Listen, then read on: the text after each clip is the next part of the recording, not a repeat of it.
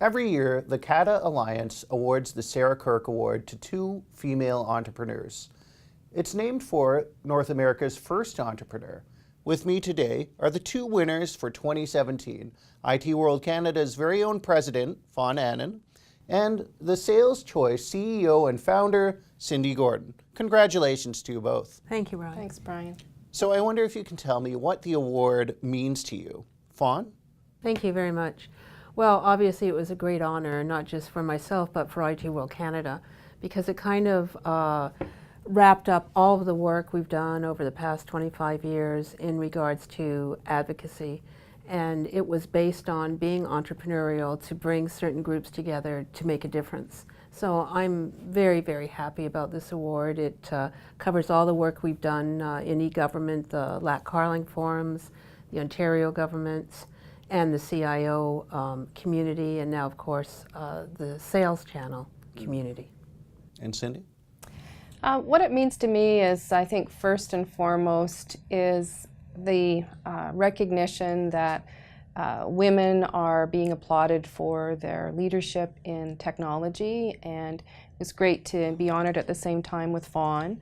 I think the issues that we have in terms of STEM in particular, attracting women to science, technology, engineering, and mathematics.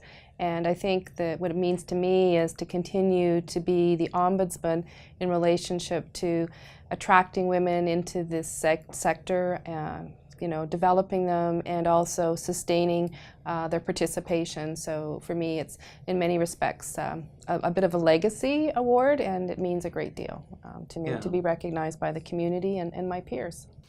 So I understand that the CATA judges are looking for positive role models for other women to get into STEM careers. And Cindy, I wonder how you have set out to become a positive role model for others. Thank you. I think we've done a number of things as a community. I mean, back Ilse Trekkenat, the CEO and founder of Mars, and then also Fawn and other women, we came together about actually 10 years ago, and we'd set up a Canadian-wide leadership council with CATA. And that activism, started to evolve networks and ecosystems. It evolved then into the local community ecosystems where they've sustained and manifested. So I think, that's one piece. And, so I think it's an ongoing advocacy journey. I think everybody's got a responsibility to build Canada and to make it stronger. And obviously diversity is part of that. And, so I think, my role has been to consistently, I always like to think I'm a bumblebee. I mean, if I can go and pollinate a few ponds, and then hopefully something will foster and grow. And I think you step back over, 25 years and you can see the ponds, and in many respects I can see the blooms. It's not to say that the journey's over, but it's certainly been transformational. Okay, and Fawn, how have you set out to be a positive role model? I just hang out with Cindy. Well, I think that I'm very fortunate that I have a full network to amplify and be so many different people's voices. And that's the best thing that I can do, is to get involved in the conversation, sometimes lead the conversation, many times share the conversation, and just get it out there so that people can start talking in a more of a public sphere to make a difference. Now, you're both 2 examples of female entrepreneurs that have made it in the tech sector, and the Sara Kirke Award, of course, is made to highlight that. But you've both also spoken about the challenges and the lack of equality that still remains for women in this field. So I want to hear a bit about that. Fawn, you've talked about how there needs to be more women in executive positions. Yes, I think we both have extensively talked about that. There's research out there that clearly shows that when you have a higher representation of where we're at currently with women, that the profitability of a company is much higher, and I believe it's as high as 41%. So that alone, from a business perspective, is a reason to be embracing the other side of the gender. Plus, on top of that, 50% of the workforce are women. Today, as 45% of the S&P workforce are women, but only 25% are in a senior position. That's just not acceptable when we represent 50% of the people you can choose. So I think that's really part of the problem. And Cindy, you've spoken in the past about the difficulty that women have in winning funding for their tech startups. And that's something that you've experienced personally. So tell me about that.